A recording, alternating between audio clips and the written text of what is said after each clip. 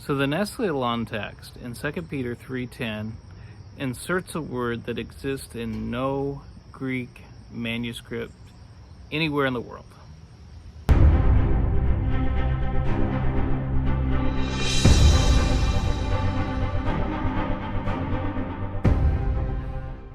Now, there's an irony here because a lot of TR advocates get a lot of flack for their support of 1 John 5:7. I've never done any video on that, and I've not really made any firm comments one way or the other.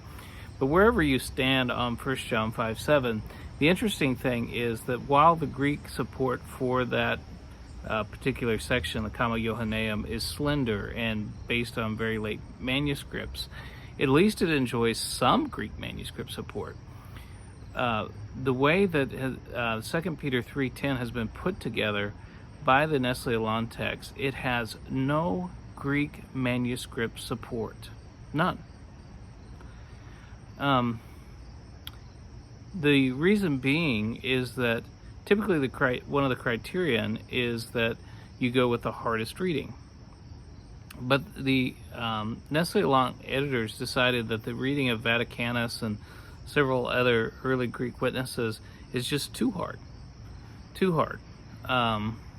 The offending passage in their judgment is the little portion of the end of 2 Peter 3:10 that says the work shall be found, something like that.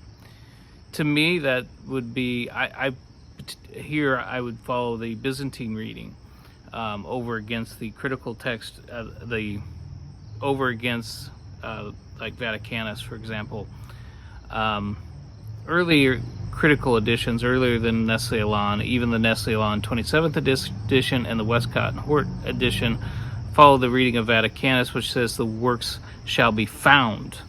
They've inserted the word not, the work shall not be found, while the Byzantine reading is that the works shall be burned or burned up, something to that effect. What's interesting here is I think you can make sense of the reading of Vaticanus.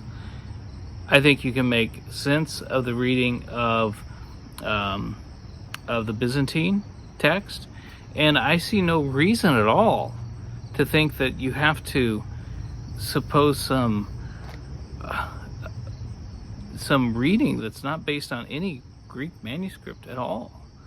The Byzantine reading enjoys about 90% support from your Greek witnesses. I think it's a strong reading in my judgment, but that's going to depend on how you evaluate the value of the Byzantine text. But even if you went with the reading of Vaticanus and some of the other early manuscripts that the work shall be found, just a few verses down, he says that we are to be found spotless and blameless. So after the created order undergoes these massive upheavals, the elements being burnt and things like that, it says that if you went with the Vaticanus reading, that the works shall be found. Well, that would just mean, one way to read that would be that they're exposed, that you see the works that people have committed there, just like hopefully we shall be found spotless and blameless, just in a few verses down. So I'm not a scholar. I'm not on the caliber of these Nestle-Aland editors. I don't want to pretend like I'm something I'm not. But what they've done here, from a layman's perspective, is entirely puzzling to me. I can't wrap my head around it. So I wanted to share some thoughts with you. I'd like to hear your thoughts on it. What do you think? Why would they do this? And what's your evaluation? What's the impact of this for the future? So just a couple other things I'll mention to you. 2 Peter 3. I'll mention before the end of this video a mistake I made in an earlier video. But I thought it was really interesting how often the word day comes into play in 2 Peter. And he's talking about the day of destruction, the day of the Lord. And then something I'd never noticed before is that we're to give, the last verse, it says to give glory. We're giving glory to God. To God be the glory, to the Lord be the glory, both now, and then in the King James Version it says something, and forever. But I like how it is literally in Greek. It's the day of the age, or the eternal day, or something like that. And so that he's been talking about the day of the Lord, the day of destruction, but there's this eternal day, this day of the age, this coming day, and the Lord is going to be glorified in it. Despite all the terrible things that he's described that's going to strike the earth, there's this wonderful, glorious day that we can look forward to.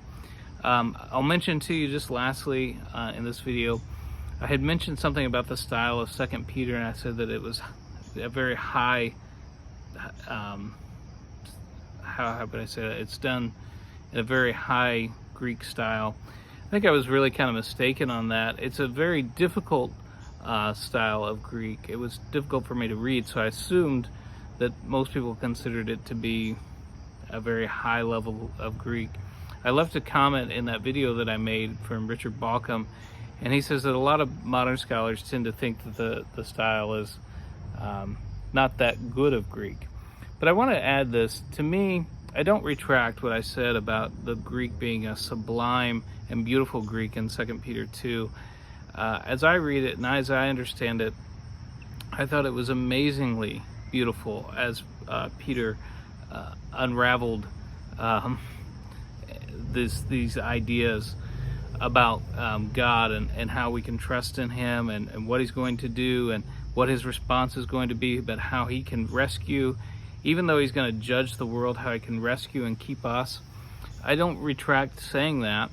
I think it was very beautiful Greek, but I want to add just one thought here about the kind of Greek that we're dealing with. It's Koine Greek, and that means common Greek. What makes the words so special? I mean, they're ordinary words. They're common words. The style of Greek isn't classical Greek, high-flown Greek. There's moments in the Greek New Testament, particularly people will say Acts and Luke, the higher level Greek and Hebrews and things like that. But for the most part, it's common Greek. And some of the people who are trained in classical languages have kind of scoffed at the quality of Greek. But what makes the Greek of the New Testament particularly special is that it's God-breathed. It's the same thing that made the dirt special, that God took and formed Adam from. It wasn't that the dirt itself was inherently powerful or special, but it was the fact that God formed it and God breathed into it. So the scriptures that we have, the Greek that we're reading, is God-breathed. Just like God took ordinary dirt and made an image bearer, God took ordinary words, ordinary phrases, ordinary grammar, common Greek, ordinary Greek, breathed into it and made it something incredible and something special. So hope the Lord blesses you, and just wanted to share some thoughts with you from 2 Peter 3 today.